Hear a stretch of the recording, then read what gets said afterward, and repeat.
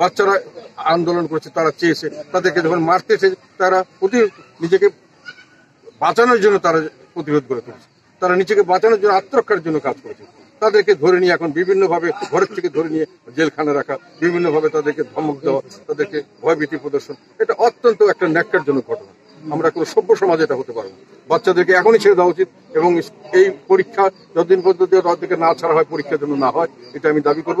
তবে এখনই অনতিবিলম্বে সমস্ত এই স্কুলের ছাত্রছাত্রীকে ছেড়ে দেওয়া উচিত। তাদেরকে কারাগারে নেওয়া সম্পূর্ণ অন্যায়, অন্যায্য। জি চেয়ারম্যান সাহেব, আপনি পরবর্তীতে এই পরিবারের পাশে কিভাবে পাশে দাঁড়াতে যাচ্ছেন? এই পরিবারে এখন পরিবারের পাশে এরকম আমরা তো একটা রাজনৈতিকভাবে আমরা একটা দল, আমরা সেইভাবে চেষ্টা করব আমাদের তরফ থেকে। আমরা সরকারে গেলে সেটা আর এক ধরনের হয়। সরকারের হাতে অনেক ধরনের ক্ষমতা থাকে, তাদের অর্থ থাকে, সরকারি পোশাকে তাদের অনেক অন্যান্য সুযোগ সুবিধা দেওয়ার অবস্থা থাকে।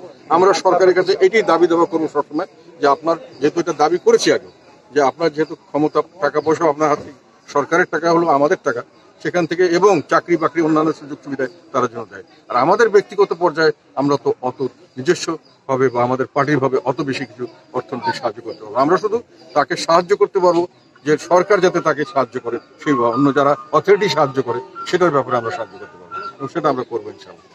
এই ঋণের বোঝা নিয়ে দেশ সামনের দিকে প্রতুল হয়ে যেতে, দেউলিয়া হয়ে যাওয়ার সম্ভাবনা, সেখানে মানুষজনের জিনিসপত্রের দাম বাড়বে, চাকরি বাকরি, আয় ইনকাম কমে যাবে, সব মিলে একটা সাধারণ মানুষের উপর বড় ধরনের একটা সমস্যা আমরা সামনে দেখতে পাচ্ছি, অর্থনৈতিক সমস্যা। আর রাজনৈতিক অস্থিরতার কারণে যে দমন নিপীড়ন, মামলা মোকদ্দমা, বিভিন্নভাবে মানুষের গুলি করা হচ্ছে, বিভিন্নভাবে মানুষ নির্যাতিত হচ্ছে, সেই সমস্যা তো আছে।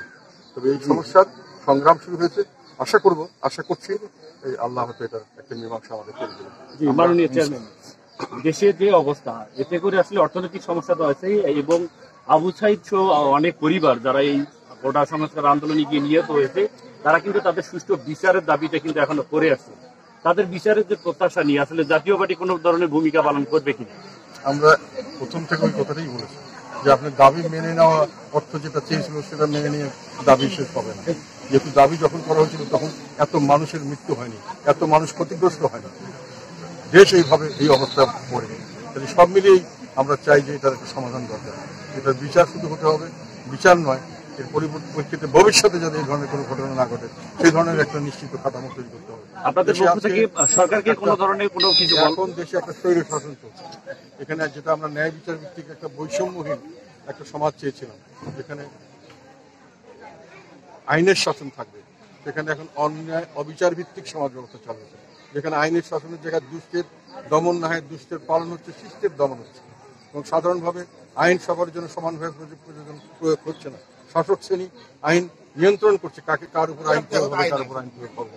এই ধরনের পরিস্থিতি থেকে উত্তরণ না হলে এই সমস্যা, রাজনৈতিক সমস্যারও সমাধান হবে না এবং অর্থনৈতিক সমস্যারও সমাধান হবে না। দুর্নীতিতে দেশ ভেসে গেছে, কোনো সুশাসন বলতে কিছু নেই। যেহেতু দেশের যে বেসিক কাঠামো, সেখানে আমরা কোনো জবাবদিহিতাহীন একটা স্বৈরাচারী সরকার ব্যবস্থা চালু করছি। এইটার থেকে পরিবর্তন ছাড়া দেশের সামনের দিকে বড় ধরনের উত্তরণের সম্ভাবনা আমরা দেখছি।